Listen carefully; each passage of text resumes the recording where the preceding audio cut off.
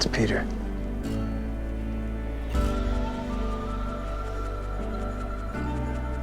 I'm sorry. Hey everyone, I'm Rebecca and welcome to MsMojo. Today we're counting down our picks for the top 10 romance movie characters who picked the wrong guy. I wouldn't care if you were out there pole dancing all night, as long as you did it with a little integrity. Because I live to like you, and I can't like you anymore. Because the man who is coming here tonight is completely unlike you. For this list, we're looking at those romance movie characters who didn't exactly make the best decisions when it comes to their significant others. Also, by the way, there is a spoiler alert in effect here. Now, I know you guys are gonna have some strong feelings about this one, I know I do, so don't be afraid to come and tell us about it in the comments. All right, let's get to it. Number 10, Andie Sachs, The Devil Wears Prada. While romance isn't the main focus of this fashion-oriented film, the romantic subplot about Andie's relationship with her boyfriend Nate is a significant one. As Andie's career takes over her life more and more, Nate seems intent on holding her back. I wouldn't care if you were out there pole dancing all night, as long as you did it with a little integrity. At first, this is a fair move, considering the fact that she doesn't exactly seem to be treated well in her workplace, but as the plot progresses, Andie's job clearly becomes important to her. The person whose calls you always take, that's the relationship you're in. I hope you two are very happy together.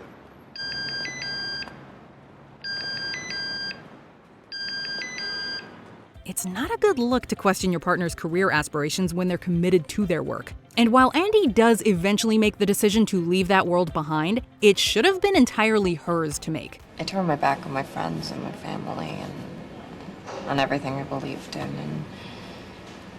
And for what? For shoes, and shirts, and jackets, and belts, and... Nate. Number 9, Erica Berry, Something's Gotta Give. You look beautiful. Thank you.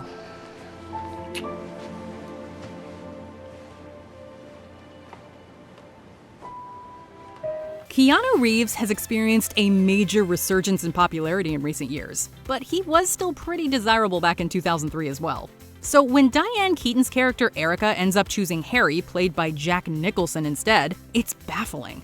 Reeves portrays a young and attractive doctor who has a massive crush on Erica, while Harry is pretty much a vaguely misogynistic jerk. She's beyond uptight.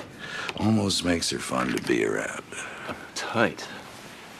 That's funny, I haven't noticed that. Try living with her. Of course, it's clear where Erica's true affections really stand, but we still think she could have lived happily ever after with a man who truly worshipped her and knew how to treat her from the get-go. How great is it for you that I'm not intimidated by your brilliance? Number 8, Cher Horowitz, Clueless. A trope present in so many romantic comedies is the dynamic of enemies eventually becoming lovers. I'd like to see you have a little bit of direction. I have direction. Yeah, towards the mall. Josh and Cher start off antagonistic towards one another in their roles as ex-step-siblings, which isn't exactly the ideal circumstance for romance to bloom, right? Yeah, you know, if I ever saw you do anything that wasn't 90% selfish, I'd die of shock. Oh, that'd be reason enough for me. So while their rapport ends up being a much sweeter one, we still feel like Cher probably could have done better if she just looked a little further outside of her usual circle, or her own home for that matter. Sure, Josh helps ground her, but it does seem that on some level he doesn't truly understand who she is. Are you saying you care about me? Josh. Number 7, Rachel, Something Borrowed. As far as rom-coms go, Something Borrowed is a pretty controversial story. And let us just say it's even more complicated in the book and its sequel.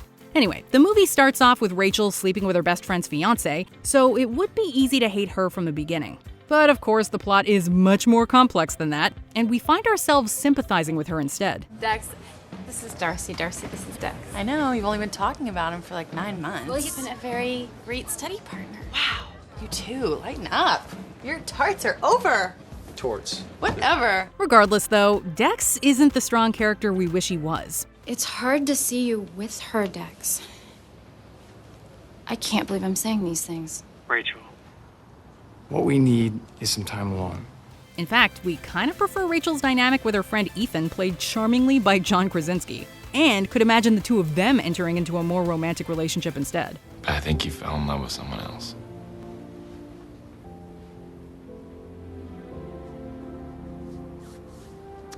think you still are. Number 6, marry Fiore, The Wedding Planner. Another rom-com that involves cheating is The Wedding Planner. I want you to meet the wedding planner. The two most important people in my life set eyes on one another. Eddie, this is Mary, the wedding planner. Mary, this is my fiance, Eddie. Despite the fact that he's engaged, Steve finds himself falling for his wedding planner, Mary. She's nothing but a poor man's Mary. While Mary shares his feelings, she's also in the process of being set up by her father with a man named MsMojo. Though she's not actually interested in him, MsMojo clearly has a heart of gold and seems like he would treat her well. Be my wife, marry Fiore. And I will take care of you and be true to you. But she ends up leaving him at the altar in favor of running off with Steve. Number 5, Mia Dolan, La La Land. Is there any modern romance movie that ends as lamentably as this one? But I'm frankly feeling nothing. Is that so? Or it could be less than nothing. Good to know, so you agree. That's right. What a waste of a lovely night. La La Land is full of Technicolor fun, but by its conclusion, we learn that Mia and Sebastian have gone their separate ways in a tragic montage that shows us what could have been, and then gives us the reality of the situation.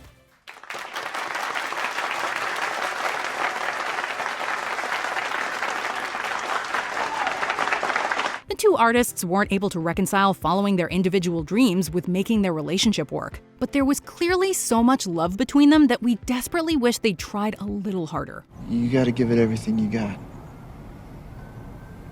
Everything. It's your dream. What are you gonna do? I gotta follow my own plan, you know? Mia ends up making a safe choice and succeeds in her career, but the audience knows what she could have had. Number 4, Anastasia and Steele, 50 Shades of Grey. Much has been written about the more problematic aspects of the 50 Shades of Grey franchise in reference to both the novels and the film series. Why am I here, Christian? You're here because I'm incapable of leaving you alone. While notions of BDSM relationships are certainly complex, there are many signs in this story that the arrangement that Anna enters into with Christian is borderline abusive. I'm a dominant. What does that mean? It means I want you to willingly surrender yourself to me. Why would I do that? To please me. The biggest issues take place outside the bedroom, or red room in this case, where Christian is controlling and domineering. Why does it have to be like this?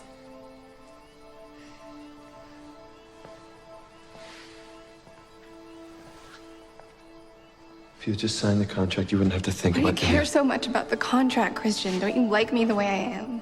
While we appreciate Anna exploring her sexuality, she could have done it with someone who regarded her as more of an equal. I've fallen in love with you. No, Anna, you can't love me. Number 3, Andie Walsh, Pretty in Pink. Throughout Pretty in Pink, a love triangle unfolds between Andie, pretty guy Blaine, and Ducky, her best friend who, unbeknownst to her, has a big crush on her. You know, this is a really volcanic ensemble you're wearing. It's really marvelous. Volcanic? Now, we're going on record saying she's better off with neither. Blaine continually makes Andie feel ashamed of who she is, and like he cares more about how his friends will react than having the courage to like her. You're ashamed to be seen with me. I am You're not. ashamed to go out with me. You're afraid. You're terrified that your goddamn rich friends won't approve. Just say it. Just tell me the truth. Ducky doesn't acknowledge that all Andie's ever wanted was to be friends, even if he did do a noble thing by stepping in to take her to the prom when Blaine bails. Sorry, dude. Just because you tell people you're the nice guy doesn't mean Andie owes you a relationship. Because I live to like you, and I can't like you anymore. So when you get your heart splattered all over hell and you're feeling really low and dirty, don't look to me to help pump you back up, because maybe for the first time in your life I won't be there. Number 2, Lara Jean Covey, To All the Boys, P.S. I Still Love You. In the first To All the Boys, we and the rest of the internet fell for Peter and Lara Jean's romance. Hi. There's no one like you, Covey. But although their chemistry is evident, the problems they faced in the sequel made us think that Lara Jean should have considered John Ambrose instead. If I hadn't come down to find you, you and Jen would be together, and you and I would have never happened. Maybe that's how it should be. We know that Peter and Lara Jean are clearly supposed to be endgame, but their communication problems seem to have gotten worse rather than better the longer they dated. John Ambrose is sweet and sensitive, but of course you can't manufacture a feeling of affection, and clearly Lara Jean always has someone else on her mind. It's Peter.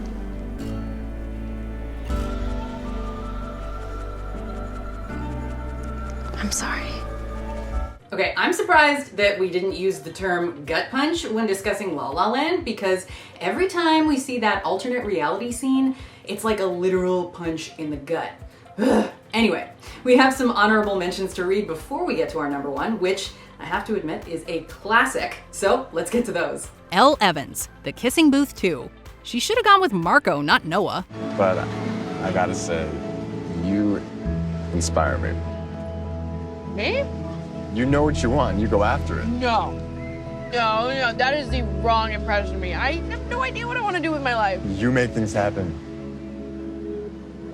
I admire it. Kathleen Kelly, You've Got Mail.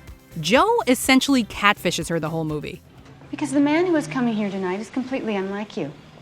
The man who is coming here tonight is kind and funny. He's got the most wonderful sense of humor. But he's not here. Lelena Pierce, Reality Bites. Neither Michael or Troy really got her. He stole a Snickers bar. Yeah. Somehow he can rationalize it, like the establishment owes him a Snickers.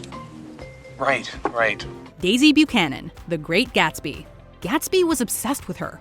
Tom wanted to control her. Daisy, tell him. I never loved him. Oh. Before we continue, be sure to subscribe to our channel and ring the bell to get notified about our latest videos. You have the option to be notified for occasional videos or all of them. If you're on your phone, make sure you go into your settings and switch on notifications. Number 1, Sandy Olsson, Grease. Danny, is this the end? Of course not. It's only the beginning. Okay, don't get us wrong. We love Grease. It is an iconic musical for good reason. But with some distance, we realize that Sandy probably should not have given Danny a second chance. What happened to the Danny Zuko I met at the beach? Well, I do not know. I mean, maybe there's two of us, right? He's unwilling to be open about his feelings for her for fear of seeming uncool, and he even lies to his buddies about their time at the beach. He got friendly, holding my hand. Well, she got friendly, down in the sand. He also makes a pass at her at the drive-in when that's clearly not the vibe she's giving off. In the end, they both decide to change in order to be together. But from a modern perspective, it's tough to condone this relationship. Sandy? Tell me about it, stud. Was Tom really so bad? So, thoughts? I personally think there is a lack of James Marsden on this list. You know, like The Notebook or Superman Returns. Yeah. If you agree with me, or better yet, if you don't agree with me, come tell me in the comments, or on my Twitter or Instagram at Rebecca Braden, or on my YouTube channel. See ya.